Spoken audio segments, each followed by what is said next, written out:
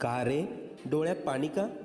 फक्त यासाठीच रडतोयस ना की तुला माझ्याकडे अक्कलकोटला येता येत नाहीये?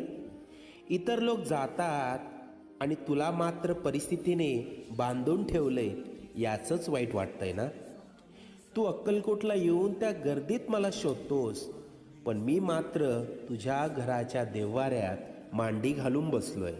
बाळा, मी अक्कलकोटला राजा म्हणून बसतो, लोकांची संकटे दूर करायला. तुझ्या घरात तुझे आईबाप म्हणून वावरतोय, तुझ्या कुटुंबाला सांभाळायला. आजपर्यंत तुझ्याबरोबर जेवढं वाईट व्हायचं होतं ते होऊन गेलंय. आता येथील सुखाचे सोन्यासारखे दिवस. हृदयाजवळील माझ्या भक्तांना पाठवून दर्शन घडव. निश्चिंत राहा, सगळं मनासारखं होईल.